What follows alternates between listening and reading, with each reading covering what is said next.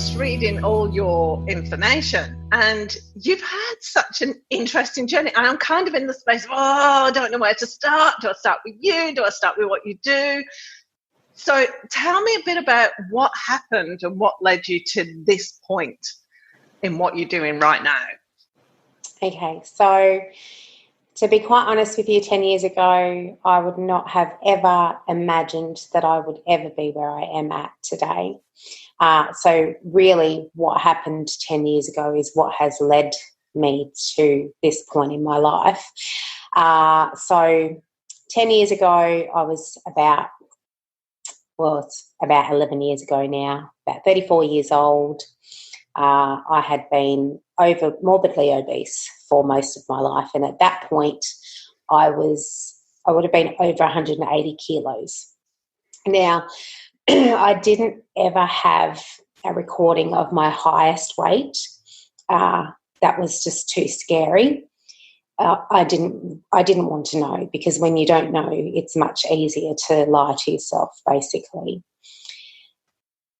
So over 180 kilos, of course it didn't happen overnight. I started putting on weight from about the age of 5, and over my life it just continued to compound and compound and compound. There were emotional issues, which is why I started to put the weight on in the beginning.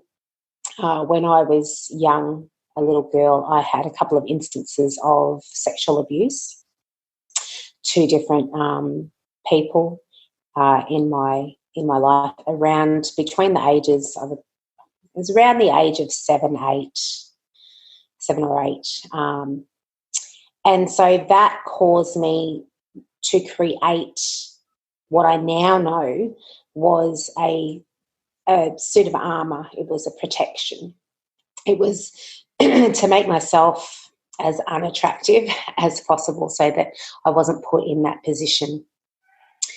So that continued. By the time I finished primary school, I was about 60 kilos. By the time I finished high school, I was easily 100 kilos. And then I turned 18.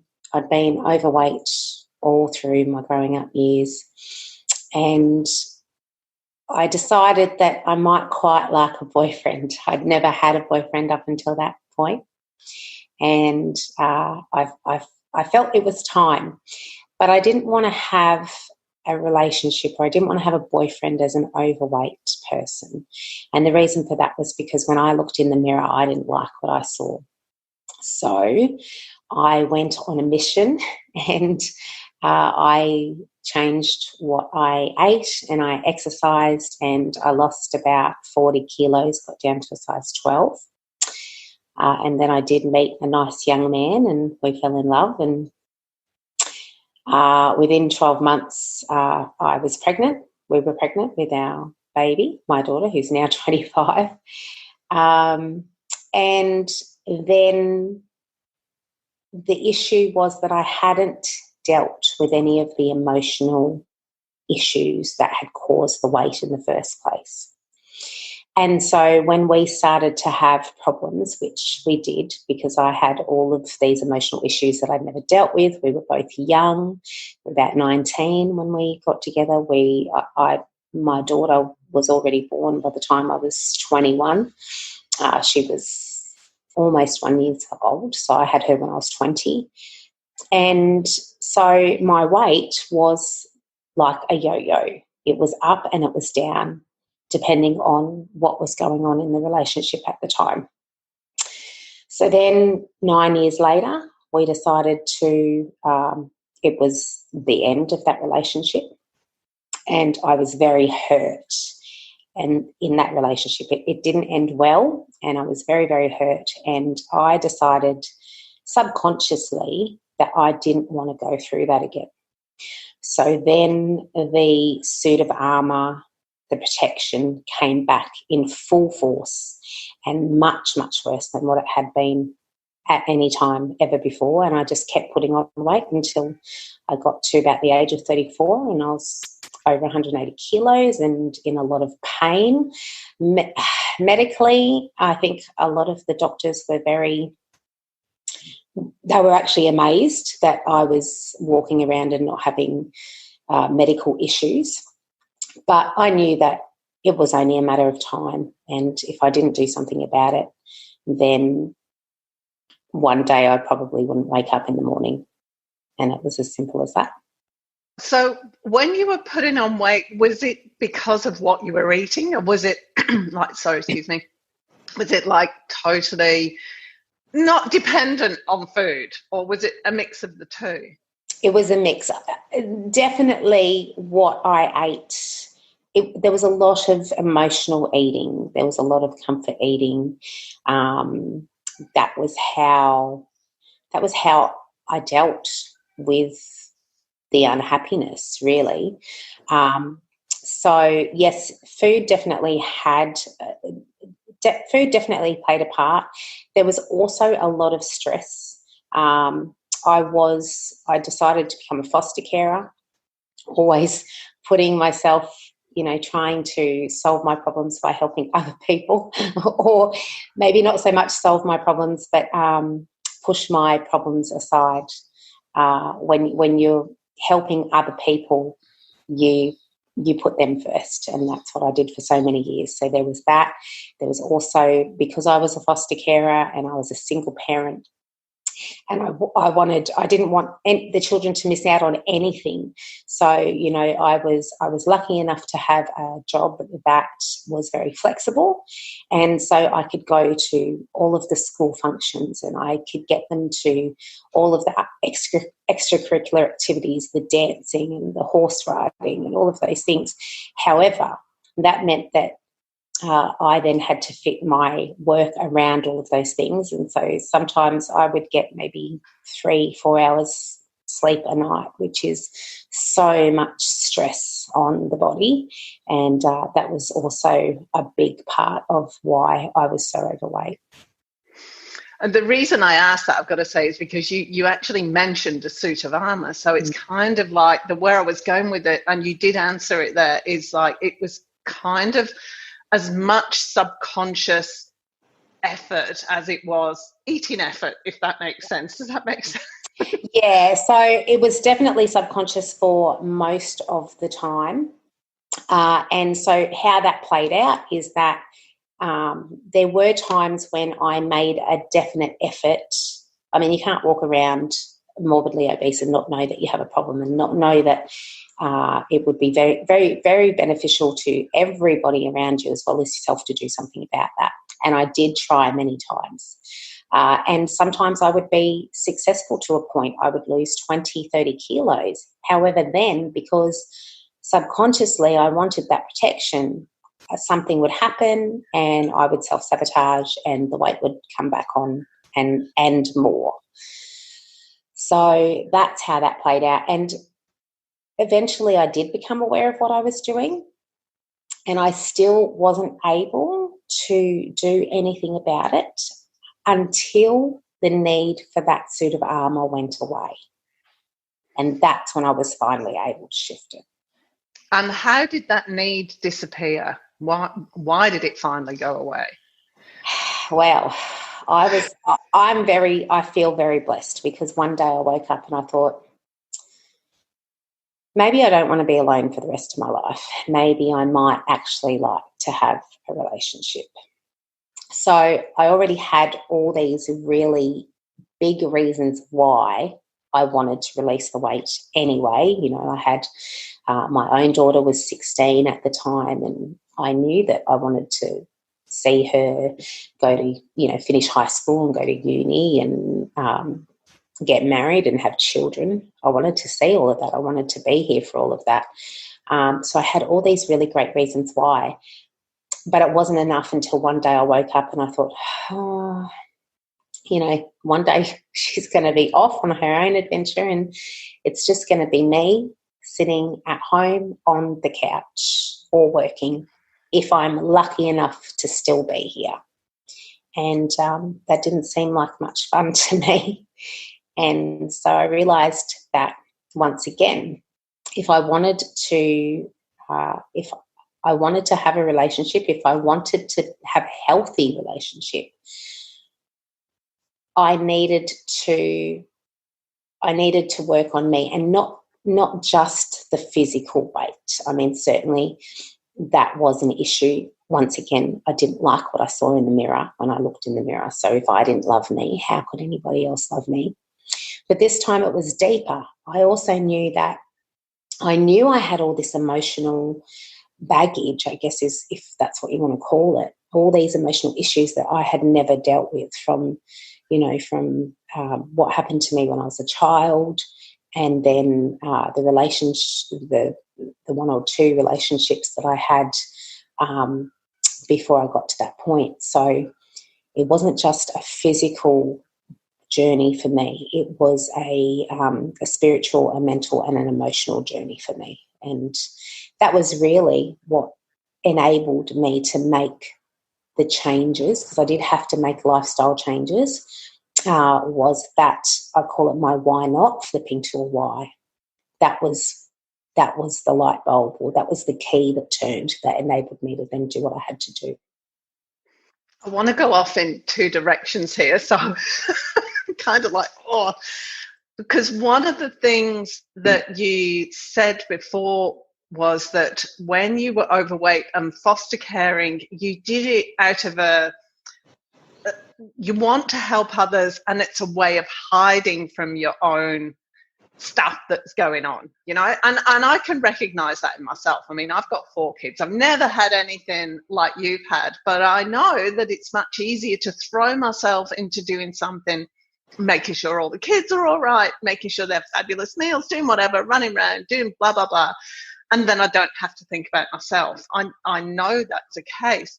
So where I wanted to go was, first of all, how did you realise that was the case, that was what you were doing? Did you realise at the time, or was it later?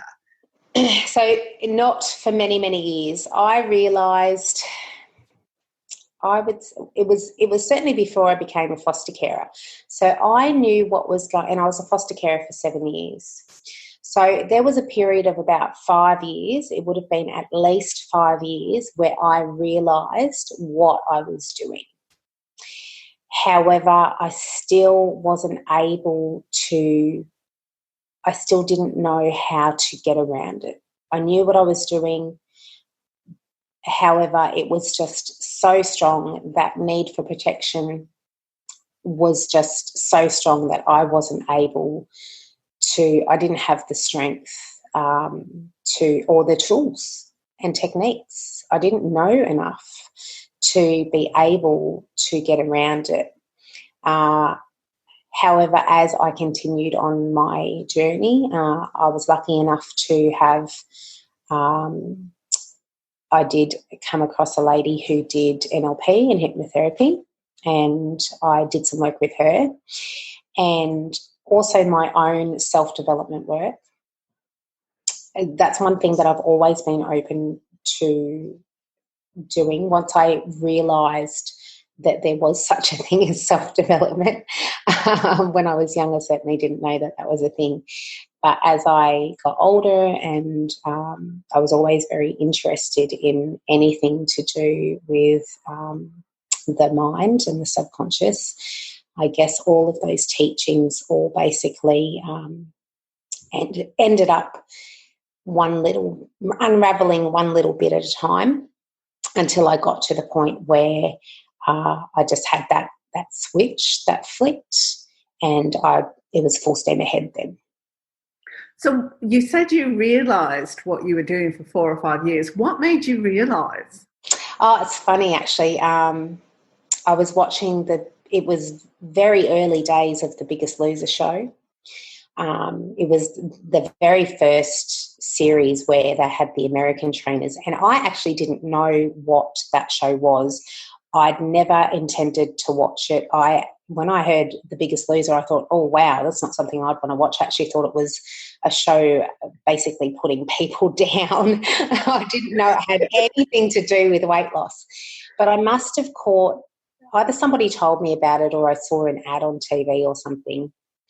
And I thought, oh, okay, maybe this is something that might be good for me to watch. And I remember one episode, the female trainer was talking to one of the male contestants, and she was saying to him, tell me why you continue to self-sabotage. They were talking about self-sabotage, and she was trying to get to what I call the root cause of the issue, which is basically what is the cause of all of our emotional issues. And it always comes back to either one or two things. It's either fear, or it's the belief that we're not good enough or we're not deserving, which is definitely what it was for me. And it wasn't until she was talking to him about this stuff, and I can't remember exactly what she says, what came out of that, but just the fact that she was drilling him so much about that there was more to it, that there was a reason why he did what he did, and there was a reason why he continued to self-sabotage, made me realise, because so often there's so much judgment in this world when it comes to people who are overweight. So many times when you struggle with your weight, you're just told, oh, it's just so easy. You just need to stop eating what you're eating, and you just need to exercise, and it's that easy. But it's not that easy, because it's, you know what you do. You might not know all the steps, but you at least know one or two things that you could change that is going to get you a result in the direction you want to go. And if you're not doing that, then there's a reason for it. And it's not because you're lazy, and it's not because you're not motivated. There's an emotional reason for it. And so often people just believe what they're told, and they don't do that work that they need to do. That actually makes so much sense, because I'm sad to say that I can be one of those judgmental people. Really sorry. Partly because I've never experienced that problem myself, so my self-sabotage comes out in different ways. But so when you started at that point when you went, oh yeah, I need to do this now, it's changed from a why not to a why. What made that difference? How did you get to that? What was the actual ding realization? And then what did you do to take those first steps? Because you got to build momentum in this kind of thing. And it's never easy. And the first few steps are really, really difficult. What did you personally use to start that process off? Yeah, so the thing that did it was just basically waking up one morning and realising that I didn't want to be alone anymore. So that fear was gone. It comes back to one of two things, either fear or not feeling enough. And so for me it was fear. It was actually both, but the biggest thing was the fear. So that went away. So that was what got the ball rolling. Now, I will say that the first year I made a decision. Basically, it was New Year's Day, and I said, okay, that's it. This time I'm doing it. And I actually started out with Weight Watchers, because that was something that I had used in the past and it had worked well for me, until I got to the point where I self-sabotaged. But I knew this time I wasn't going to do that.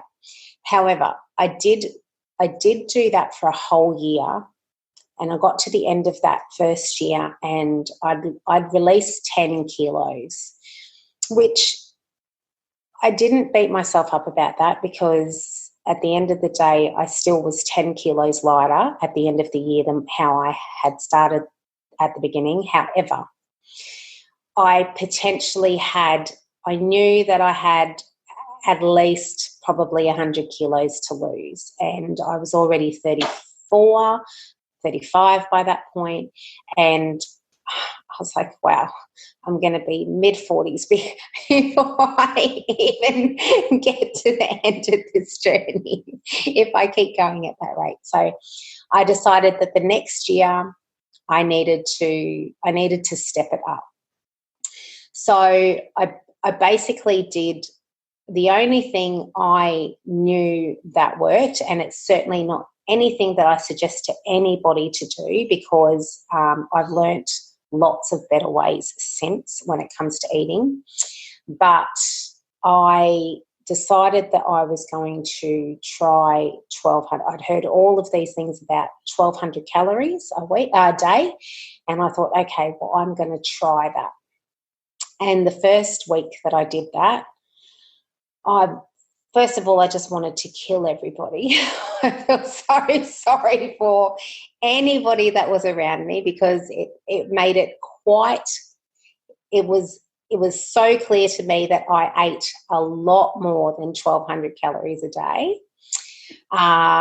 But I did get through. I don't know how we all made it through that first week. We did, and I lost 5 kilos in the first week. And I thought, oh, okay. I knew that was not going to continue. However, I thought, okay, this is something that I know that I can measure it. It's very easily measurable.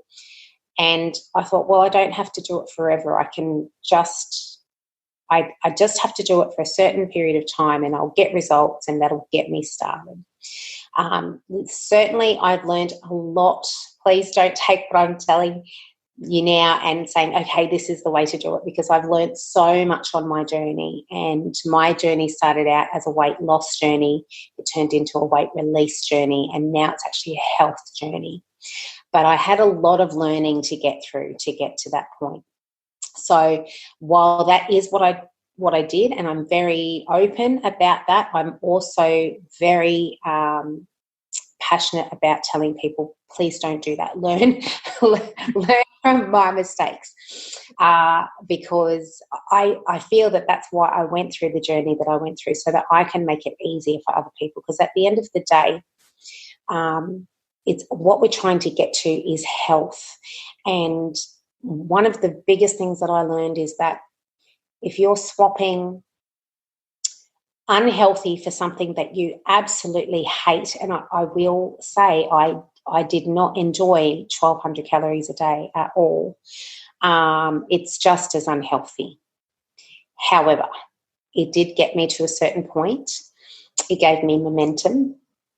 And it was certainly, I learned a lot. I learned when you are used to eating a lot of quantity of food, which I was, it wasn't necessarily so much that all of the food that I was eating was unhealthy. A lot of it was very healthy food. However, the quantities were definitely much more than what I should have been eating. So I learned a lot about calorie density in food. I learned a lot about making it. It was very easy to make healthier choices when you're sticking to 1,200 calories, because if you make an unhealthy choice, you basically don't eat much in the day. And I was going from bulk quantity. So to be able to keep bulk quantity to still feel satiated, I needed to be very careful about the choices I was making. So I ended up eating a lot more fruit and vegetables than anything else, basically, for quite a period of time. So yeah, that's what got me started. And then as I got some momentum, I then started to add in, I worked on the food first. I was very clear with myself about working on one thing at a time. So I worked on the food first. And then when I felt like I had the food to a point where it just happened and I didn't have to worry about that anymore, then I started to work on the exercise. And I'll be quite honest, I still do not like the execution of exercise to this day. However, I do it most days because I know the benefits of it. And I certainly couldn't imagine my life without exercise now. So at what point did you start helping other people? When did you realise you wanted to help other people? And what's been the journey in that direction? Because you made a couple of mentions there about, you went from being weight loss to being it's about weight release and then on to health. So what started all that journey and how has that changed? What is it now? Well, I just realised from my whole journey that, and I was one of those people that believed all the experts that it's just It's all about what you're eating, and you just need to move more. I believed all of that stuff. But as I went through my journey, I realised, and I started to, it really is true. They say when the student is willing, the teacher will appear. So I didn't even go looking for information. Information would just basically be shoved in my face at the appropriate time. When it was time for me, because as I said, I started working on one thing at a time. I was very careful about just doing one thing at a time. So I started on the food, and then I started on the exercise. And then once I had those two parts basically just spinning away on their own, then I would start to have other information come into my, it's your RAS, your reticular activating system. So basically, when you're not looking for anything, you don't see it. But when you start looking for things, it appears. So then I would have stuff, articles, or I'd see something on the internet, be things to do with stress and sleep. And then I'd start reading up about that, and I'd think, oh, okay, well, that's me. How about we try and work on that next? So then I'd start working on my sleep, and then I'd have more progress. And so, and then even things like language, which is why when I'm marketing, I use the term weight loss, because that's what everybody's looking for. However, when I work with people, I use the term weight release, because what happens when you lose something? You lose your keys. You want to go find them again. Well, language is really important, and our brain is always listening. Our subconscious is always listening. So the language that we use is really, really important. And so when I'm talking about weight and working with people, we call it weight release, or another way you can put it is donating kilos to the universe, because we don't want it back. We want it gone. We want it gone forever, never to be seen again. And that's also why I say to people, don't go doing 1,200 calories, because it's not sustainable. You can't do that forever. When you start playing the reducing calories game, you have to, for the rest of your life, just keep reducing calories until basically you're never going to be able to eat anything. So it's very important to be thinking about, okay, when I now decide on a change, when I think, okay, well, this is another area of my health that I want to work on now, I'm going to try this, and I'll ask myself the question, okay, is this something that I can do for the rest of my life? If the answer is yes, then I'll ask myself the next question, okay, is this something that I will enjoy doing for the rest of my life? And if the answer to either of those two questions is no, then I don't make that change. I find something else, or I find another way, or, I work on another aspect, and that doesn't mean that can't change in the future. So many of my beliefs have changed from when I first started out 10 years ago or 11 years ago now to now. So many of my beliefs have even been totally blown out of the water. So it doesn't mean that it's always going to be the case, but it's not the case for right now. And that's what we need to be aware of. What is going to help me right now with what's going on in my life right now to get to where I want to go? That's a fantastic point, because, if we're feeling all happy and everything's going cruisy, we don't need as much support and structure as we do when things are going down the plug hole and we've got an awful lot more to cope with. But I also like the idea of the weight release thing. I think that's genius, because you're quite right. If you think about losing something, then there's a loss, there's a grief, there's a sadness. But if you're releasing it, there's a freedom. That, like, the psychology in just changing that one word is huge. Yeah, it's all about perspective and the way that we look at things. Even when it comes to, we have this inner dialogue. We all have this inner dialogue. And I know it's something that I even am still working on. But the mentality that We might say to ourselves, okay, we can't eat that donut because if we eat that donut, we're going to put on weight. Whereas we could look at it from the other perspective. I'm choosing not to have that donut because if I have that donut, I've got this goal that I want to get to, and I'm working towards that goal. So I'm choosing not to have that donut. It's a totally different perspective, and it gives you a totally different feel. It gives you your power back.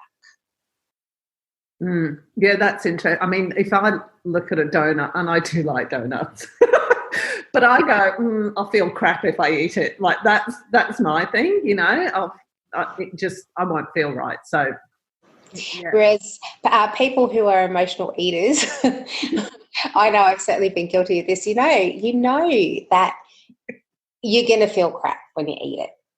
But you know that in that couple of seconds when you're eating it, you feel really good.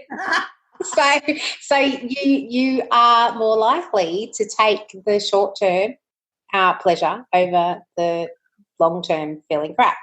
So it's about finding, if that is the way you are, there are tools and techniques that you can utilise that are going to help you get through that kind of stuff. It's just about, there's no one size fits all. Different things work for different people, and it's about finding what works for you. So if somebody wants to work with you, how does that work? Yeah, that was I didn't phrase that very well. What happens when somebody comes to you? Somebody came to you and they're like you were 11 years ago, 180 kilos and been yo-yoing their weight their whole life. What happens then? What do you do? The very first thing we do is we have a conversation, because they have to be at a certain point where they're ready. And consciously, they may think that they're ready. Subconsciously, they still may not be. So it definitely involves having a conversation. Sometimes it'll be, okay, you're not ready yet, so I'll send them away with some stuff that they can work on.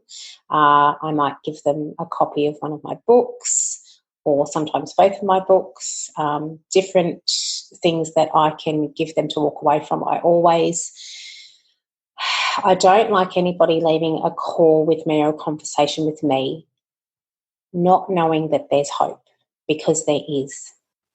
There is hope. Sometimes people just need a little bit more work before they are ready to do the work that they need to do, because there still is work and it's inner work. And then sometimes they are ready and we work together, and we work together for varying periods of time. It depends on the person. It depends on how much work is needed. And I can absolutely tell you, though, that if they are ready, they can get change overnight.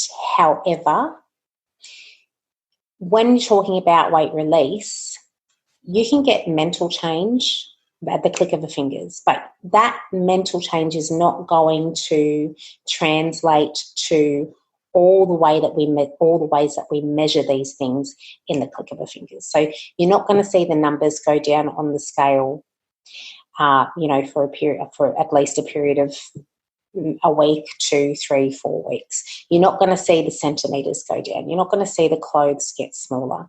So change is a process. We can start the ball rolling, and then we work together to keep, because quite often one of the biggest things is because people don't see the change straight away, they can start to think, oh, it's not working. So that's why we need to work together longer term, so that I help them get through that period until they can see the change translate to the scales and the centimetres and the way they're feeling in their body and the way they're feeling about themselves. So it just depends on the person. It depends on how long they've been overweight for. It depends on if they're ready right now to do the inner work, and if they're ready to let go of those fears. Because if they are, it literally can happen just like that. So we're going to have to wrap up now. Thank you so much. How do people, so I'll put a link up on the webpage and on this video as well. I'll do little things on the bottom of the video. What's the best way for people? Look, I really appreciate what you've said. For me, it's been a real eye-opener because I've had a bit of a problem with my weight, but never had a massive problem. And so I can't relate to it. So it's a really fabulous eye-opener for me as one of those judgmental people. Apologies. We all are to a certain point, about different things. Yeah. But I love it because, I'm really into the personal development stuff and working on yourself and constantly growing. And it's great that it's not a physical thing. Don't go to Weight Watchers. Don't do your 1,200 calories. Like, this is about what you think, because the suit of armor, putting your suit of armor on, that makes so much sense to me. It's like, oh, okay, I got it. I get why that's the way it is now. And that's the thing. So many people, they're not even aware of what they're doing. But as soon as, if somebody was listening to this and they heard that, and they might go, oh my goodness, I never realised that's what I was doing, but that's exactly what I was doing. Well, then you've got awareness. Then the subconscious is truly amazing. And the reason why it does these things is because it's trying to protect us. It is like an overprotective parent. It is doing whatever it needs to do to keep us safe and to keep us alive. However, it doesn't always get it right how it does that. So when your subconscious doesn't let you know what it is, that's because it's protecting you. But you watch something like this, you think, oh my goodness. You get that awareness, and then your subconscious goes, oh, wow, she didn't die. Maybe she's going to be okay. And then that really does get the ball rolling. That's when everything starts to unravel without you even consciously having to work on it. Your subconscious will start thinking, oh, she's actually going to be okay. Now I can start to slowly give her or him more information, and they can start working on it. So it can just be somebody watching something like this, and that will get it started. And you can talk to Shari in the Menopause, Marriage and Motherhood group, but you also have a group as well that you can join, a free group? Yes, I've got a group called Fab Healthy Curves. But if anybody just wants to reach out to me on Facebook, I'm on Facebook and Instagram and all of those, but mostly people message me on Facebook. So if somebody just wants to reach out, then I can point them in what is going to be the right path for them when it comes to keeping up with me. Fantastic. Thank you so much. That was an absolute pleasure. I really enjoyed that. It was so cool finding out about that. So, yeah. Thanks, Shari. Thank you, Karen. If you enjoyed this episode, be sure to subscribe and don't forget to rate and review this podcast and share it with your friends. Thanks so much for listening, and I hope you're leaving with some thought-provoking information that can make a difference in your life. See you next time.